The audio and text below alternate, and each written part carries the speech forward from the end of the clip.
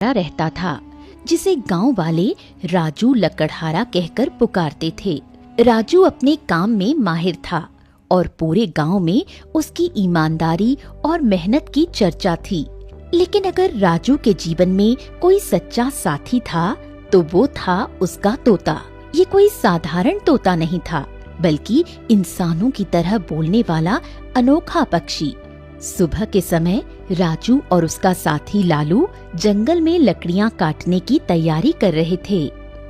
राजू भाई, आज जंगल में सूखी और मोटी लकड़ियां मिल जाएं, जिन्हें बाजार में बेचकर अच्छे दाम मिले तो मजा आ जाएगा। अरे सब मिलेंगी लालू, जब तक है तू मेरे साथ तो फिर डरने की क्या बात, चल। तभी रूपा, जो गांव के मुखिया की बेटी थी, वहां आ पहुंची। राजू, तुम्हें पता है, तुम्हारी मेहनत और लगन मुझे बहुत पसंद है। मैं सोचती हूँ कि हमें दोस्त बनना चाहिए। क्या तुम मुझसे दोस्ती करोगे? देख रूपा, मैं जानता हूँ कि तू मुझे पसंद करती है, लेकिन मेरी दुनिया मेरे काम और मेरे लालू तक सिमटी हुई है और मैं इसमें किसी को भी आने नहीं दे सकता। हाँ ठीक है, चल लालू। इतना बोलकर राजू और उसका साथी लालू जंगल की तरफ चल दिए।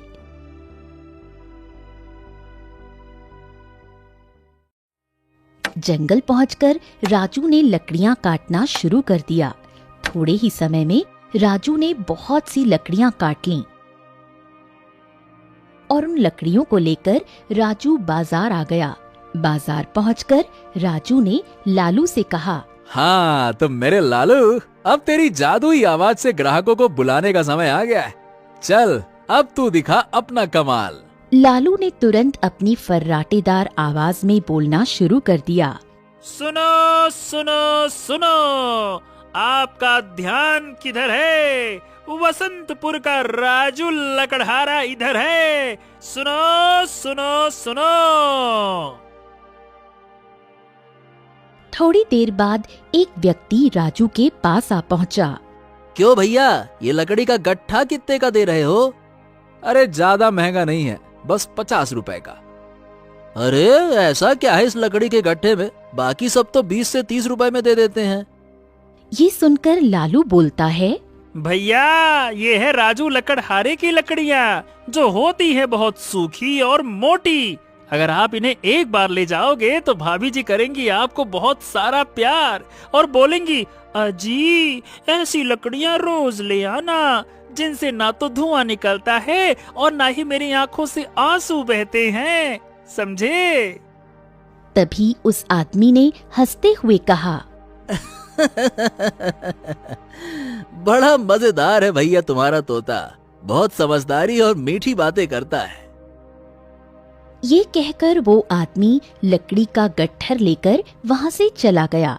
राजू और लालू भी अपने घर को लौटने लगे। तभी रास्ते में उन्हें रमेश मिलता है। ए रमेश, कहाँ भाई, कहाँ जा रहे हो? अरे कहीं नहीं, किशनगढ़ जा रहा हूँ। किशनगढ़ क्यों जा रहे हो भैया? मेरी छोटी बहन की शादी है, इसीलिए वहाँ जा रहा हूँ। अरे वाह, शादी में तो खूब मजा आता होगा। क्यों भैया, मिठाई लाए हो या खाली हाथ जा रहे हो? अरे भाई, मिठाई तो किशनगढ़ पहुंचकर ही खरीदूंगा ना।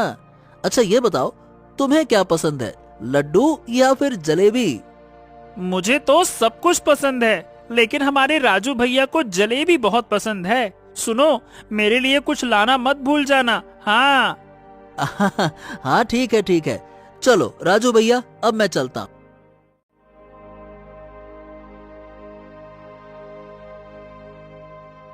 ये कहकर रमेश किशनगढ़ के लिए चला जाता है। राजू और लालू भी अपने घर आ जाते हैं।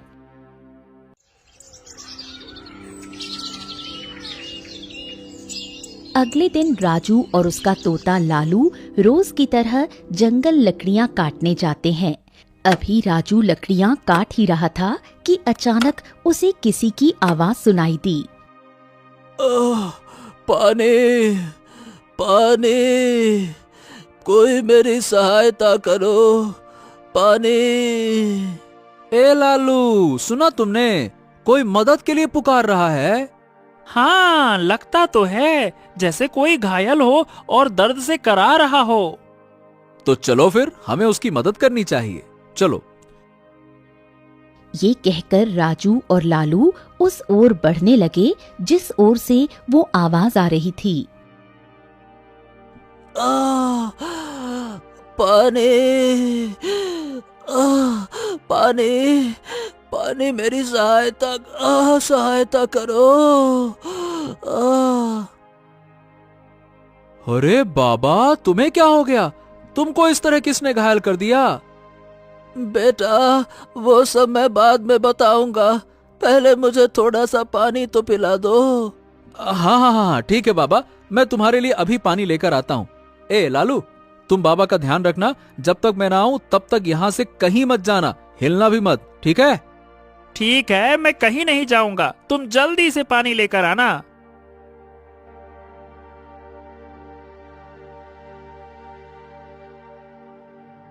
राजू पानी की तलाश में आगे चला गया। वहीं पेड़ के नीचे एक शिकारी छिपा हुआ था जो ये सब देख रहा था। वो लालू को घूरते हुए बुदबुदाते हुए बोला, हाँ, कई दिनों से इस तोते पर मेरी नजर थी। अच्छे दाम मिलेंगे इसके। आज यही सही मौका है। रुक जा बेटा, मैं बताता हूँ तुझे।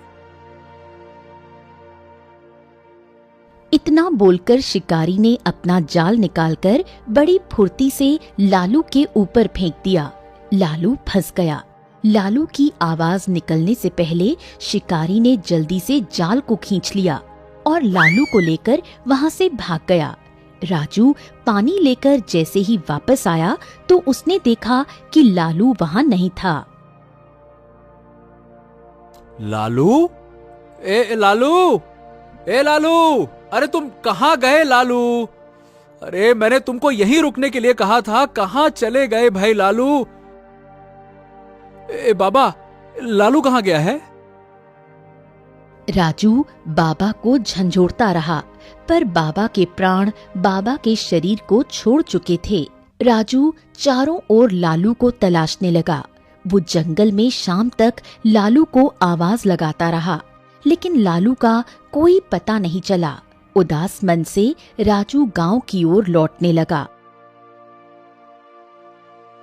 तभी रास्ते में उसे रूपा मिल गई। राजू, तुम्हारे चेहरे पर इतनी उदासी क्यों है और तुम्हारा लालू कहाँ है? जंगल में लकड़ियां काटने के लिए गया था। लकड़ियां काट ही रहा था कि अचानक एक दर्द भरी आवाज सुनाई दी। पास जाकर देखा तो एक बूढ़े बाबा बुरी तरह से घायल थे और पानी के लिए चिल्ला रहे थे। मैं लालू को उनके साथ छोड़कर पानी की तलाश में जंगल की ओर अंदर चला गया। वापस आकर देखा तो लालू वहां नहीं था। मेरा लालू कहाँ चला गया? राजू की इस बात ने रूपा को झकझोर कर रख दिया। वो तुरंत घर जाकर अपने पिता गांव के मुखिया को सारी बात बताते हुए बोली, पिताजी, राजू की आंखों में पहली बार आंसू देखे हैं। उसका लालू गायब हो गया है। हमें उसकी मदद करनी चाहिए। अरे चुप रह रूपा, दुनिया में वैसे भी बहुत काम है। वो पगला राजू दिन भर तोते से ही बात करता रहता है। अच्छा हुआ कि उसका तोता गायब हो गया। अब कम से कम वो इंसानों से तो दोस्ती करेगा। पागल कहीं का।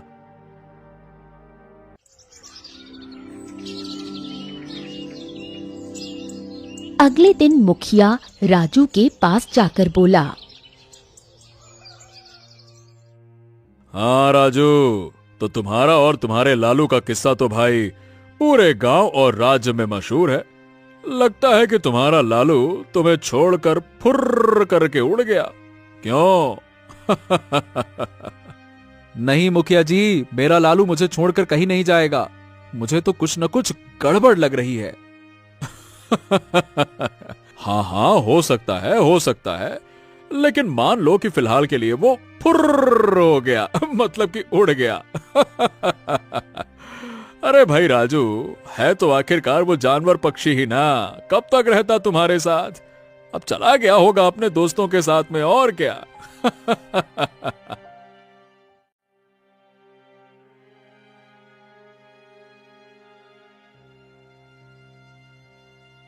मुखिया राजू का मजाक उड़ाकर वहां से चला गया।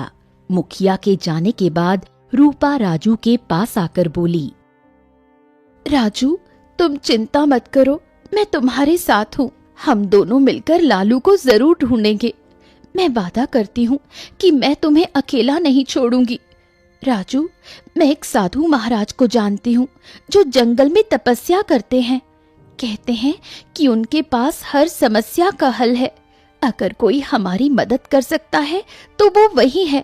हमें उनके पास जाना चाहिए। हाँ रूपा, अगर तुम्हें विश्वास है तो चलो, मेरे लिए किसी भी हाल में मेरे लालू को ढूंढना सबसे जरूरी है। चलो, मैं तैयार हूँ।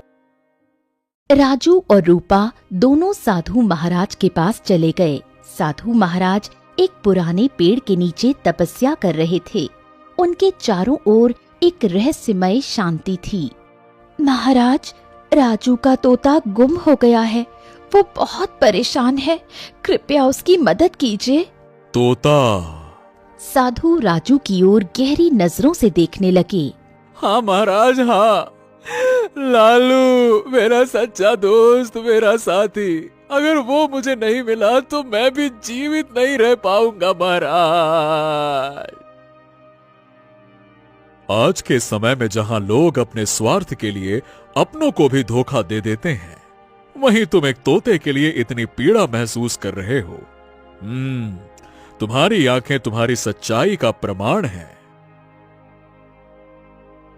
इतना बोलकर साधु महाराज ने अपनी आंखें बंद कर लीं और ध्यान मग्न हो गए। कुछ समय बाद उनकी आंखें खुल गईं। तुम्हारा लालू एक शिकारी के पास में है, लेकिन वो तुम्हें इतनी आसानी से नहीं मिलेगा। हाँ? क्या क्या ये क्या मतलब हुआ? मैं कुछ समझा नहीं साधु महाराज। मित्रता की कीमत चुकानी पड़ती है। अगर तुम अपने मित्र को सच्चे मन से खोजोगे तो वो मिलेगा, नहीं तो नियति तुम्हें उससे दूर कर देगी। मैंने देखा है कि तुम्हारे मित्र की जान खतरे में है। अगर वो बच भी गया तो उसे किसी दूसरे देश ले जाया जाएगा। वहां से वो कभी वापस नहीं आ पाएगा। वैसे ये बताओ, ये तोता तुम्हें मिला कहां था? हाँ, कुछ साल पहले की बात है। मेरे माता पिता का देहांत हुआ था महाराज, और मैं जंगल में ऐसे ही अकेला बैठा दुखियारा रो रहा था। तभी लालू आया और उसने मुझे अपनाया। बस तब से वो मेरा दोस्त है। वाह, ये मित्रता अद्भुत है। चिंता मत करो, तुम्हारा मित्र इस समय एक शिकारी के कब्जे में है। वो शिकारी इसी जंगल में दाईं ओर की दिशा में बनी हुई एक झोपड़ी में रहता है। तुम्हें वहीं जाना होगा। लेकिन हां, याद रखना, अगर तुम्हें शिकारी के पास लालू ना भी मिले तो निराश मत होना। प्रयास करते रहना। यह परीक्षा तुम्हारे मित्रता की गहराई मापने के लिए है। अगर तुमने हार मानी तो तुम अपने मित्र को कभी नहीं पा सकोगे। नहीं नहीं नहीं नहीं, मैं अपनी आखिरी सांस तक कोशिश करूंगा और मैं उसके पास पहुंच कर रहूंगा। बहुत बहुत धन्यवाद साधु बाबा जी, बहुत बहुत धन्यवाद। चलो रूपा। राजू और रूपा साधु की बताई हुई दिशा की ओर एक झोपड़ी की ओर बढ़ने लगे। रास्ते में रूपा राजू से बोली, राजू, साधु महाराज की बातों में गहराई है। हमें सावधान रहना होगा। शायद ये सफर उतना आसान नहीं होगा जितना दिखता है। रूपा, मैं अपने मित्र, मैं अपने लालू के लिए, अपने परिवार के लिए कुछ भी कर सकता हूं, चाहे रास्ता कितना भी कठिन क्यों ना हो। इधर शिकारी अपनी झोपड़ी के बाहर बैठा लालू से बातें कर रहा था। ए तोते, कान खोल के सुन ले रे भाई। तू अपने मित्र को भूल जा, समझा क्या? अब इतना उदास मत हो। एक नई जिंदगी के बारे में सोच। सुन, अब तू मुझसे नहीं बच सकता। देख मैं क्या करूंगा कि तुझे उदयपुर ले जाऊंगा और वहां राजा वीर सिंह को बेच दूंगा। अरे ढेर सारी स्वर्ण मुद्राएं मुझे मिलेंगी। अरे तू नहीं जानता कि राजकुमारी को तोतों से कितना लगाव है। तुझे देखते ही एकदम खुश हो जाएंगी और ऊपर से तू बातें भी तो करता है। लालू, जो पिंजरे में कैद था, शिकारी की बातें सुनकर रोते हुए बोला, मुझे छोड़ दो ना, मेरा मित्र राजू मुझे बहुत याद कर रहा होगा। वो मेरे जादूगर है, इसके इरादे बहुत खतरनाक लगते हैं। ये तुम्हें जीवित नहीं छोड़ेगा, भाग जाओ, जल्दी करो। लालू की बात सुनकर शिकारी का हृदय परिवर्तन हो गया। लालू, ए लालू, मैंने तुम्हारे साथ कितना बुरा किया, तुम्हें कैद किया, तुम्हें डराया धमकाया, तुम्हें बेचने की योजना बनाई, लेकिन अब तुम मुझे बचाने की बात कर रहे हो।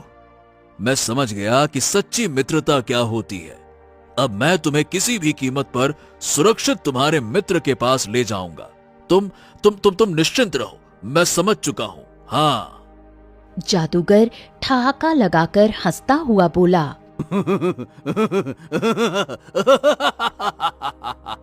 तू मूर्ख है शिकारी।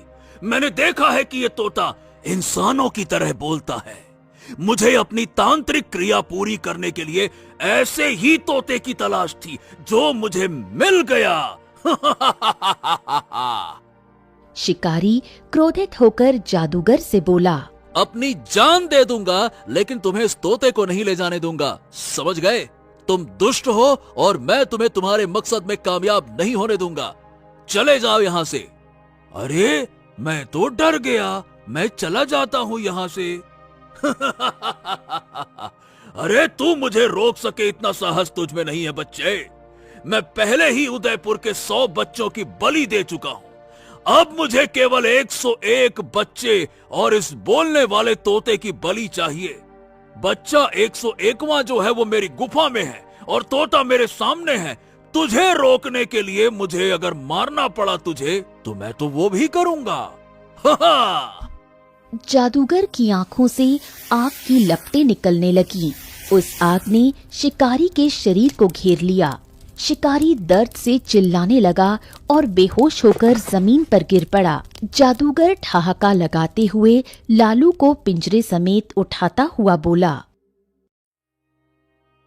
हाँ, अब तोता तू मेरे काम आएगा। चल मेरे साथ। जादूगर फिर से काले धुएं में बदल गया और लालू को लेकर गायब हो गया। कुछ ही देर में राजू और रूपा साधु महाराज द्वारा बताए स्थान पर पहुंच गए। रूपा शिकारी को बेहोश देखकर चौंक गई। राजू, ये वही शिकारी लगता है जिसके बारे में साधु महाराज ने बताया था। हाँ, लेकिन ये तो बेहोश है। ऐसा लगता है जैसे किसी ने इसे जलाने की कोशिश की है। और सबसे बड़ी बात तो लालू यहां है नहीं। कहीं उसे किसी ने। हाँ। रूपा पानी छिड़ककर शिकारी को होश में लाने की कोशिश करने लगी। शिकारी ने धीरे धीरे आंखें खोली और कांपती आवाज में बोला। जादूगर तोते को ले गया। वो उसे अपनी तांत्रिक क्रियाओं के लिए इस्तेमाल करेगा। जादूगर? कौन जादूगर? और वो तोते को कहां ले गया? उसने कहा था कि वो उदयपुर के 100 बच्चों की बलि दे चुका है। उसे अब केवल 101वें बच्चे और बोलने वाले तोते की बलि चाहिए। बच्चा उसकी गुफा में है और यहाँ वो तोता लेने आया था। मेरी बात ध्यान से सुनो। यहाँ से आगे दाईं ओर घनी झाड़ियों के बीच तालाब के पास एक गुफा है। वही वो होगा। इतना बोलकर शिकारी ने अपना दम तोड़ दिया। इधर दूसरी ओर गुफा के अंदर चारों तरफ धुआं फैला हुआ था। बीच में एक बच्चा बेहोश पड़ा था। काले धुएं के गुबार ने धीरे धीरे जादूगर का रूप धारण कर लिया। उसके हाथ में पिंजरे में बंद तोता था।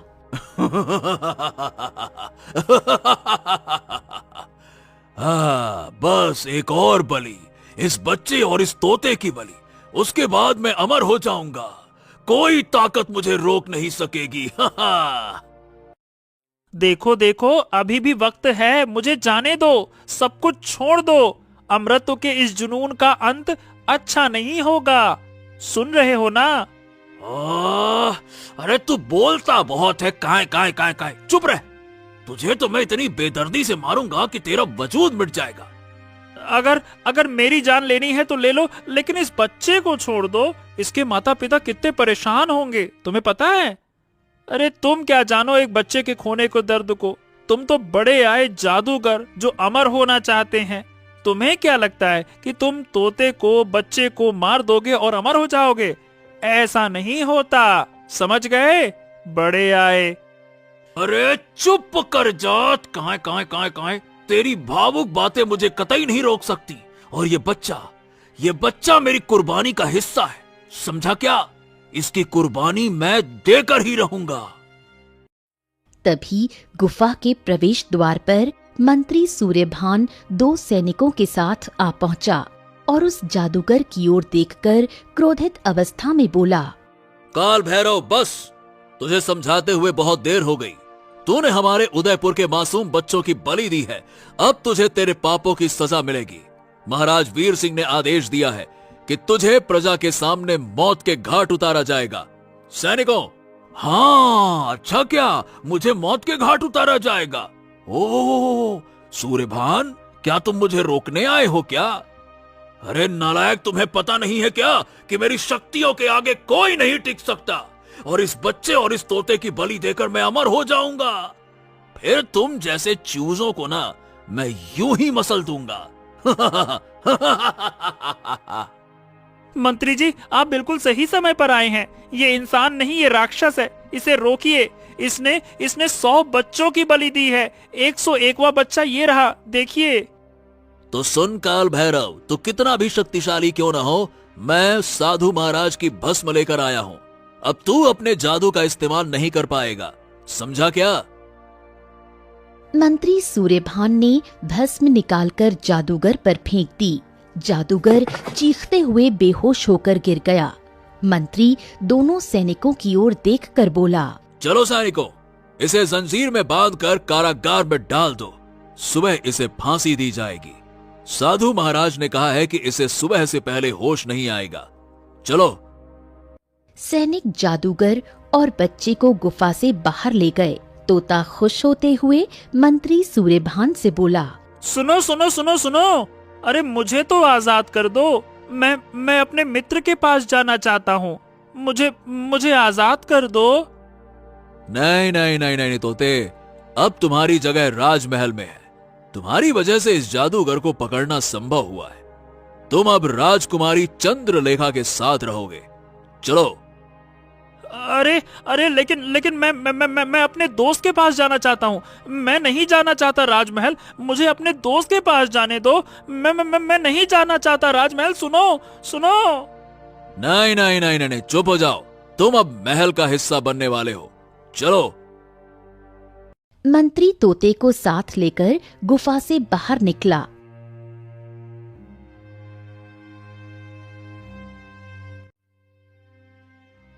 उनके बाहर निकलने के कुछ देर बाद राजू और रूपा गुफा के बाहर खड़े थे।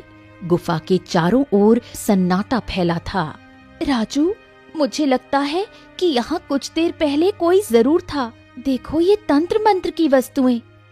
हाँ रूपा, यही कहीं होगा, मुझे यकीन है।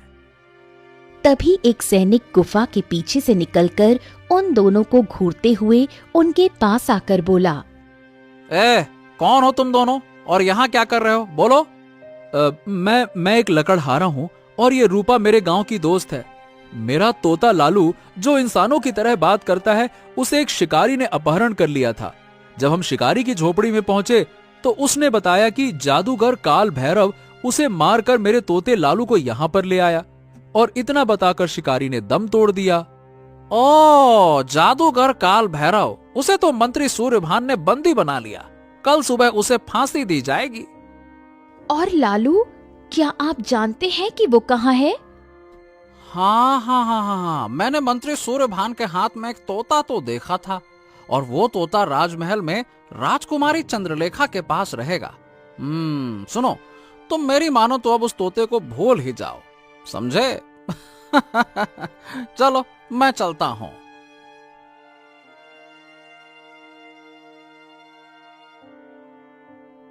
सैनिक हंसता हुआ वहां से चला गया। राजू मायूस होकर जमीन पर बैठ गया। अरे मेरा लालू, अब वो मुझसे हमेशा हमेशा के लिए दूर हो गया। अरे मेरा लालू। राजू, साधु महाराज ने कहा था कि रोने से कुछ नहीं होगा, हमें राजमहल जाना होगा। राजा वीर सिंह से बात करेंगे तो वो तुम्हारी और लालू की सच्ची मित्रता को जरूर समझेंगे। रूपा की बात सुनकर राजू के चेहरे पर उम्मीद की एक किरण लौट आई। दोनों राजमहल की ओर चल पड़े।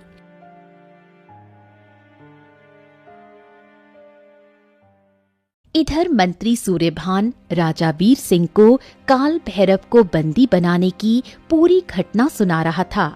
राजा वीर सिंह अपने सिंहासन पर गंभीर मुद्रा में बैठे हुए थे। उनके बगल में राजकुमारी चंद्रलेखा खड़ी थी। महाराज महाराज महाराज, वो जादूगर वर्षों से हमारी प्रजा के बच्चों का जीवन लूट रहा था। साधु महाराज के आशीर्वाद से उसे पकड़ने में सफलता मिली है। अब ये किसी को नुकसान नहीं पहुंचाएगा। ये बहुत अच्छा कार्य किया सूर्यभान, बहुत अच्छे, शाबाश। कल उसे फांसी पर लटका दिया जाएगा। मंत्री सूर्यभान तोते को लेकर राजकुमारी की ओर बढ़ गए। राजकुमारी, ये लीजिए, ये तोता मेरी ओर से आपके लिए भेंट है। ये इंसानों की तरह बात करता है और बहुत मनोरंजन करता है। सचमुच? धन्यवाद मंत्री जी। लालू राजकुमारी से बोला। राजकुमारी, मेरी बात ध्यान से सुनो। देखो, मुझे जाने दो ना। मेरा दोस्त राजू मेरे बिना नहीं रह सकता। कृपया करके मुझे जाने दो। तुम्हारा दोस्त कौन है? वो एक लकड़हारा है। हमारा रिश्ता बहुत खास है। वो मेरे बिना नहीं रह पाएगा। राजा वीर सिंह ये सुनकर क्रोधित होकर बोला। मूर्ख तोते, तेरा वो दोस्त तुझे क्या ही दे सकता है? बोल।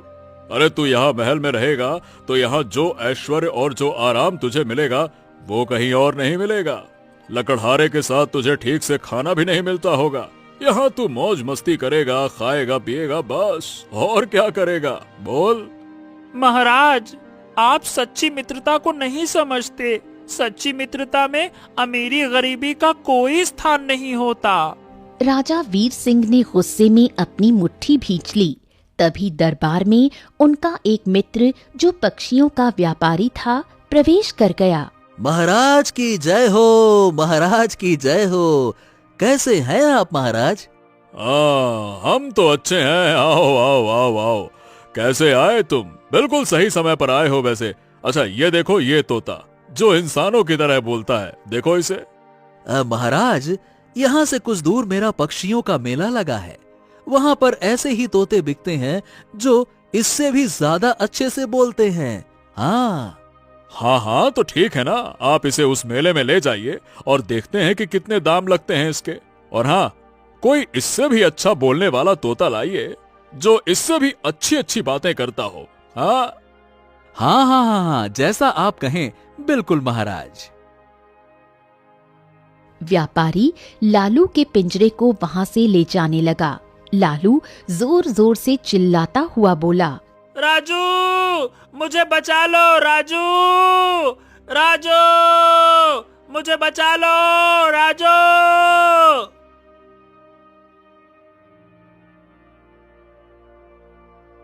कुछ देर बाद राजू और रूपा महल के द्वार पर खड़े थे।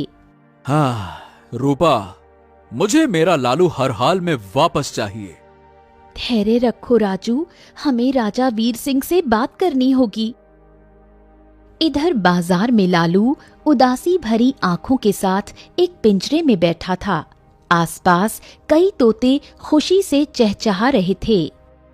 क्या मेरा मित्र राजू मुझे यहाँ से कभी ले जाएगा क्या?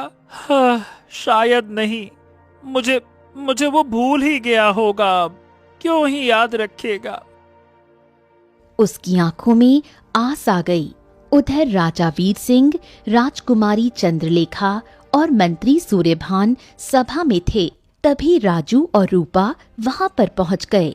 राजू राजा वीर सिंह की ओर देखकर बोला। महाराज, महाराज, महाराज, मैं अपने तोते को वापस लेने आया हूँ। वो केवल एक तोता नहीं बल्कि मेरा सच्चा मित्र है। मैं उसके बिना नहीं रह सकता महाराज। बता दीजिए वो कहाँ है। एक तोता और मित्र। ये तो बड़ी अद्भुत बात कही तुमने। हमने आज तक इंसानों की मित्रता सुनी थी, परंतु ये पहली बार देख रहे हैं कि कोई एक तोते को अपना मित्र मानता है। क्यों भाई, तोता मित्र बन सकता है क्या? महाराज, पूरे गांव में राजू और तोते की मित्रता की मिसाल दी जाती है। कृपया इसे हल्के में ना लें। राजकुमारी चंद्रलेखा अपने पिता से बोली, पिताजी, लगता है कि ये उसी तोते की बात कर रहे हैं जिस तोते को आपने अपने व्यापारी मित्र को दिया है, जिसे मंत्री सूर्यभान हमारे पास लेकर आए थे। ये सुनकर राजू रोते हुए बोला, हाँ हाँ हाँ हाँ, आप सही कह रही राजकुमारी, मैं उसी की बात कर रहा हूँ। वो मेरा मित्र है, मेरा जिगरी यार है। हाँ। राजकुमारी चंद्रलेखा राजू के चेहरे पर सच्चाई देखकर सोच में पड़ गई। पिताजी, मुझे लगता है कि राजू की बातों में सच्चाई है। इसकी आंखें इसकी मित्रता का प्रमाण दे रही हैं। तभी वही व्यापारी वहां आ पहुंचा। राजा वीर सिंह उस व्यापारी से बोला, हाँ, वो तोता जिसे हमने तुम्हें दिया था, लाओ लाओ लाओ, उसे वापस कर दो। ये युवक उसे अपना मित्र होने का दावा कर रहा है। लाओ लाओ। महाराज क्षमा करें, जैसा कि आपने कहा था मैंने वैसा किया। मैंने उस तोते को पक्षियों की बाजार में बेच दिया। अब वहां पर सैकड़ों तोते हैं। अब उसे पहचान पाना असंभव है महाराज। लो राजू, अब देखो, तोता ढूंढना असंभव है। क्या तुम अब भी उसे पहचान सकते हो क्या? बताओ।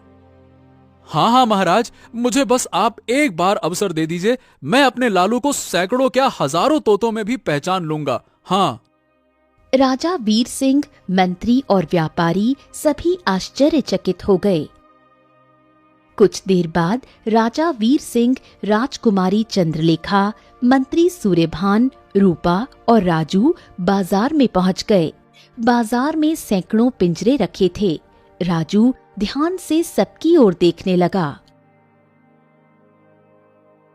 हाँ, यहाँ तो सभी तोते खुश हैं, मगर मेरा लालू, वो उदास होगा बेचारा। आखिरकार राजू एक पिंजरे की ओर इशारा करके बोला, हाँ, वो रहा मेरा लालू। वही है जो उदास बैठा हुआ है।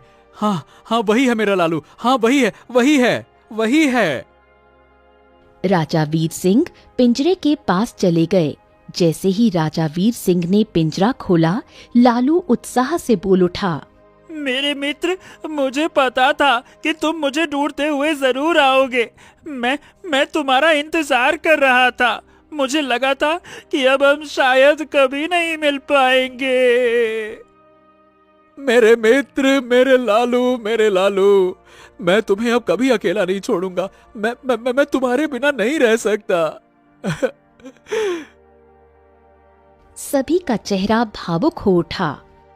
वाह वाह वाह वाह वाह, राजू, तुम्हारी मित्रता सच्चाई और लगाव का अद्भुत उदाहरण है। तुम्हारी तरह मित्रता निभाना हर किसी के बस की बात नहीं है। अगर तुम्हें किसी भी चीज की आवश्यकता हो तो महल के दरवाजे तुम्हारे लिए हमेशा खुले रहेंगे। ठीक है? महाराज, मेरे लिए लालू ही सब कुछ है। अब मुझे कुछ नहीं चाहिए। आपका बहुत बहुत धन्यवाद महाराज, बहुत बहुत धन्यवाद। राजू की बात सुनकर राजकुमारी चंद्रलेखा मुस्कुराने लगी। साधु महाराज, आपका भी बहुत बहुत धन्यवाद। अगर आपका मार्गदर्शन ना होता तो मैं तो कभी लालू को वापस ही नहीं पा सकता था। धन्यवाद। राजू, ये सब तुम्हारी सच्ची मित्रता का प्रतिफल है। ये दुनिया सच्चाई और लगाव का सम्मान करती है। कुछ देर बाद राजू और रूपा लालू को लेकर अपने घर चले आए, जहां रूपा का पिता मुखिया पहले से ही उसका इंतजार कर रहा था। मुखिया राजू से बोला, अब मुझे माफ कर दो राजू, मैंने तुम्हारी मित्रता का मजाक उड़ाया। मेरी बेटी रूपा तुमसे प्रेम करती है। कृपया उससे अब विवाह कर लो ना। कर लो, मना मत करना। तो देखिए मुखिया जी, बात ऐसी है कि मेरा और रूपा का विवाह होगा या नहीं होगा, इसका फैसला मेरा मित्र लालू करेगा। हाँ, तो रूपा मेरी भी अच्छी दोस्त है। राजू, तुम्हें उससे विवाह करना चाहिए। हाँ।